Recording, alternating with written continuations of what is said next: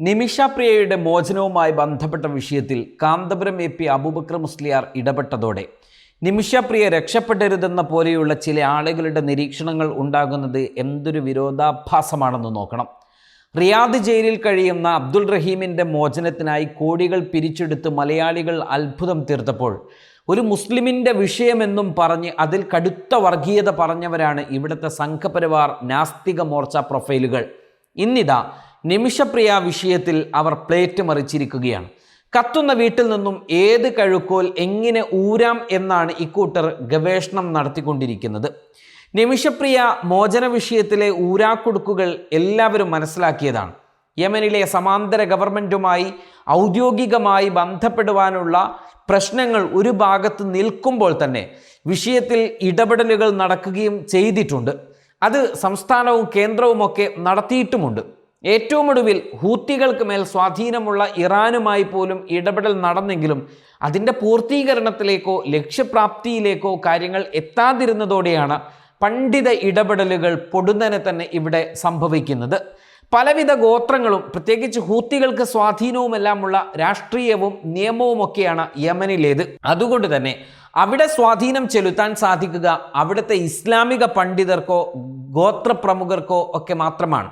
അവിടെയാണ് യമനിലെ സൂഫിധാരയിലെ ഇസ്ലാമിക പണ്ഡിതനും യമന്റെ ആഗോള മുഖവുമൊക്കെയായ ഷെയ്ഖ് ഹബീബ് ഉമർ ബിൻ ഹാഫിൽ വഴി കാന്തപുരം എ പി അബൂബക്കർ മുസ്ലിയാർ വിഷയത്തിൽ ഇടപെടുന്നതും നിശ്ചയിച്ച ദിവസം വധശിക്ഷ നടപ്പിലാക്കുന്നതിൽ നിന്ന് യമൻ അധികൃതർ പിറകോട്ട് പോയതുമല്ല. അവിടെ നടന്ന ഇടപെടൽ രണ്ട് പണ്ഡിതരുടെ സൗഹൃദം മൂലമുള്ള സംസാരങ്ങളാണ്. അത്തരം ഇടപെടലിലൂടെ മാത്രമേ ഇത്തരമൊരു തീരുമാനം യമന്റെ രാഷ്ട്രീയ നിയമ സംവിധാനത്തിനകത്ത് സാധ്യമാവുകയുണ്ടായിരുന്നു എന്നത് നമ്മൾ പ്രത്യേകം ആലോചിക്കേണ്ടതുണ്ട്. എന്ന് വെച്ച് മറ്റുള്ളവരൊന്നും ഇടപെട്ടിട്ടില്ല എന്നോ അവരുടെയൊക്കെ ഇടപെടലുകൾ വില വില കുറഞ്ഞവയാണ് എന്നൊന്നും അഭിപ്രായപ്പെടാൻ സാധിക്കുകയില്ല. അങ്ങനെ അഭിപ്രായപ്പെട്ടിട്ടുമില്ല. വസ്തുത ഇങ്ങനെയാണെന്നിരിക്കെ ഇപ്പോൾ ഒരു മുസ്ലിം പണ്ഡിതൻ ചെയ്തത് മഹാ അപരാധമെന്ന നിലക്കൊക്കെയാണ് സംഘപരിവാർ പ്രൊഫൈലുകളും സുന്നി വിരുദ്ധധാരയിലെ ചില കേന്ദ്രങ്ങളിലുള്ളവരും ഇപ്പോൾ പ്രചരിപ്പിച്ചുകൊണ്ടിരിക്കുന്നത്. സംഘപരിവാർ വാർത്താ ചാനൽ കാന്തപുരത്തിൻ്റെ ഹൂത്തി ബന്ധം അന്വേഷിക്കണമെന്നും അത് തീവ്ര ബന്ധമാണ് എന്നും വരെ പ്രഖ്യാപിച്ച് രംഗത്തെത്തിക്കഴിഞ്ഞു. ഒരു പടി കൂടി കടന്ന് സൗദി അറേബ്യയുടെ ഇടപെടലാണ് പുതിയ നീക്കത്തിന് കാരണമായത് എന്നുകൂടി പറഞ്ഞു വെക്കുന്നുണ്ട് സംഘപരിവാർ ചാനലും അതിലെ അവതാരകരുമെല്ലാം. മിനിമം ഇവിഷയത്തിൽ ലോകരാഷ്ട്രീയത്തിൻ്റെ വസ്തുതയെങ്കിലും അവതാരകർ അറിയണമായിരുന്നു. കാലങ്ങളായി ശത്രുത പുലർത്തുന്ന രണ്ട് രാജ്യങ്ങളാണ് സൗദിയും യമനിലെ ഹൂത്തികളും എന്നത് മാലോകർക്കൊക്കെ അറിയാവുന്ന വിഷയമാണ്. ഇറാനുമായി സൗദി ഉണ്ടാക്കിയ 2003 സൗഹൃദ കരാർ കാലം വരെ സൗദിയെ ആക്രമിച്ചു കൊണ്ടിരിക്കുന്ന ഹൂത്തികളുടെ ചരിത്രം അവരറിയേണ്ടിയിരുന്നതാണ്. അമേരിക്കക്കൊപ്പം യമനിലെ പല ആക്രമണങ്ങളിലും സൗദിയുടെ പങ്കുണ്ട് എന്ന് വിശ്വസിക്കുന്നവരാണ് ഹൂത്തികൾ. ഈ രാജ്യമാണ് രക്ഷപ്പെടുത്തിയത് എന്ന് പറയാൻ ചില്ലറ തൊലിക്കട്ടിയൊന്നും പോരാ എന്ന് മാത്രമല്ല, ഇതേക്കുറിച്ച് അവർക്കൊരു ധാരണയുമില്ല എന്നത് നമ്മൾ മനസ്സിലാക്കേണ്ടതുണ്ട്. ഇത് ഏറ്റെടുക്കുന്ന സംഘപരിവാറിനെയും നാസ്തിക മോർച്ച ആരിഫ് ഹുസൈന്മാരെയും നമുക്ക് മനസ്സിലാക്കാം. പക്ഷേ ചില ചെക്കുട്ടിമാരെ മനസ്സിലാക്കാൻ നമുക്ക് സാധിക്കാതെ പോകുന്നത് എന്തുകൊണ്ടാണ്? ഈ പണ്ഡിത ബന്ധം ഫലപ്രദമായത് സഹിക്കാത്ത സുന്നി വിരുദ്ധ ചേരിയുടെ നിലപാട് എന്താണ് ഈ വിഷയത്തിൽ എന്നത് അറിയേണ്ടതുണ്ട്.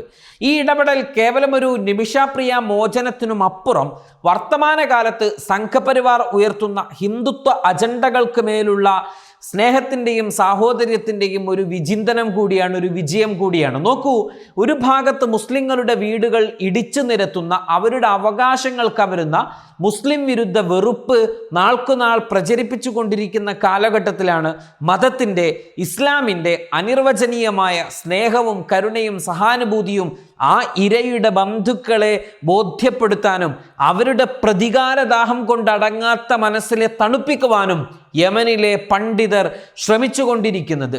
യമനി നിയമം കുറ്റവാളിയുടെ രക്തബന്ധുക്കൾ മാപ്പ് നൽകിയാൽ മാത്രമേ നിമിഷപ്രിയക്ക് മോചനം, പ്രത്യേകിച്ച് യമനിൽ ഏറെ ചർച്ച ചെയ്യപ്പെട്ട കോളിളക്കം സൃഷ്ടിച്ച വിഷയം കൂടിയാണ് ഈ കൊലപാതകം എന്നിരിക്കെ ഈ പണ്ഡിത ഇടപെടലിൻ്റെ ഇസ്ലാമിക വീക്ഷണത്തിൻ്റെ സാഹചര്യങ്ങൾ അനുകൂലമാക്കുകയാണ് ഇവിടെ പണ്ഡിതന്മാർ ചെയ്തിട്ടുള്ളത്.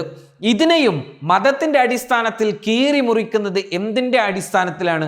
ആ മോചനത്തിന് അവിടുത്തെ സാഹചര്യത്തിൽ പണ്ഡിത ഇടപെടൽ മാത്രമേ സാധ്യമാകൂ എന്നിരിക്കെ അതിനെ ഇകഴ്ത്തുന്നത് എന്തുതരം മോശപ്പെട്ട പ്രവണതയാണ് എന്ന് നമ്മൾ ഓർക്കണം. സംഘപരിവാർ അവരുടെ അപരമത വിദ്വേഷം കൊണ്ട് മുസ്ലിം ന്യൂനപക്ഷ സമൂഹങ്ങളെയും മറ്റ് സമൂഹങ്ങളെയും നേരിടുമ്പോൾ, വേട്ടയാടുമ്പോൾ ഇസ്ലാം കാരുണ്യമാണ്. ആ കാരുണ്യത്തിൻ്റെ വശങ്ങളിലൂടെ സാധ്യമായവ ചെയ്യുന്നു. അതിൽ മതവും ജാതിയും കാണേണ്ടതില്ല എന്നത് തന്നെയാണ് ഇവിടെ പറഞ്ഞു വെച്ചത്. ഇങ്ങനെ ക്രിസ്റ്റൽ ക്ലിയർ ആയി പറഞ്ഞിട്ടും സംഘപരിവാറിനും അതേ ഭാഷയുള്ള മറ്റുള്ളവർക്കും പിന്നെന്താണ് പ്രശ്നം? നമ്മുടെ സംവിധാനങ്ങൾക്ക് കടന്നു ചെല്ലാൻ പരിധിയുള്ളിടത്തേക്ക് പണ്ഡിതർ ഇറങ്ങിച്ചെന്നതാണോ പ്രശ്നം? അതാണ് പ്രശ്നമെങ്കിൽ അതിന് തൽക്കാലം ഒരു മറുമരുന്നുമില്ല. ഏറ്റവും ക്രൂരമായ രീതിയിൽ ഒരാളെ കൊലപ്പെടുത്തിയ ആൾക്ക് വേണ്ടിയാണ് കാന്തപുരം ഇടപെട്ടത് എന്നാണ് മറ്റൊരു വർത്തമാനം. ഇതിൻ്റെ മറുപടി അദ്ദേഹം തന്നെ നൽകിയിരുന്നതാണ്. മതം കാരുണ്യമാണ്, അതിനപ്പുറം ഒരു മറുപടിയും ഇവിടെ ചർച്ചയാവേണ്ടതില്ല. ഈ വിഷയത്തിൽ കൊല്ലപ്പെട്ട തലാലിൻ്റെ ബന്ധുക്കളെ അനുനയിപ്പിക്കാൻ കഴിയാതെ പോവുകയും കൊലക്കയർ ആസന്നമാകുന്ന അവസ്ഥയുണ്ടാവുകയും വന്നാൽ പോലും, സംഭവിച്ചാൽ പോലും അത് നമ്മുടെ വിധിയായി മാത്രമേ നമുക്ക് പരിഗണിക്കാൻ സാധിക്കുകയുള്ളൂ. കാരണം ചെയ്യാൻ കഴിയുന്നതിൻ്റെ പരമാവധി വിഷയത്തിൽ ഇടപെട്ടവരെല്ലാം ചെയ്തു കഴിഞ്ഞിട്ടുണ്ട്. അതിനോട് ചേർന്ന് നിൽക്കാൻ ബാധ്യതപ്പെട്ടവർ, ആരുടെ സഹായം ഈ ഇടപെടലിൽ നടന്നാലും അവർക്കൊപ്പം ചേർന്ന് നിൽക്കേണ്ടവർ ഇതിനെ മറ്റൊരു കണ്ണോടുകൂടി കാണുന്നത് ഒട്ടും ശരിയായ ഒന്നല്ല എന്നത് പറയാതിരിക്കാൻ നമുക്ക് കഴിയില്ല. വെറുപ്പുകാർ എന്തുൽപ്പാദിപ്പിച്ചാലും അതിനെയെല്ലാം വെട്ടിമാറ്റി വെറുപ്പ് പുകയാത്ത നിലയങ്ങൾ ഉൽപ്പാദിപ്പിക്കപ്പെടുക തന്നെ ചെയ്യും. വർത്തമാനകാലത്ത് സംഘപരിവാറിൻ്റെ വേർതിരിവിൻ്റെ, വെറുപ്പിൻ്റെ രാഷ്ട്രീയമല്ല, കരുണയുടെയും സഹനത്തിൻ്റെയും സഹാനുഭൂതിയുടെയും വിട്ടുവീഴ്ചയുടെയും അടയാളങ്ങളാണ് മനുഷ്യർക്കിടയിൽ ഉണ്ടാവേണ്ടതെന്ന സന്ദേശം ഈ സമയത്ത് ഉൾക്കൊള്ളാൻ നമ്മൾ തയ്യാറാവണം. അവ ഉൾക്കൊള്ളാൻ വിഷമഘട്ടത്തിലും കൊല്ലപ്പെട്ട തലാലിൻ്റെ കുടുംബത്തിനും രക്തബന്ധുക്കൾക്കും സാധ്യമാകട്ടെ എന്ന് നമുക്ക് പ്രാർത്ഥിക്കാം. waytonikah.com, the exclusive Muslim matrimonial site.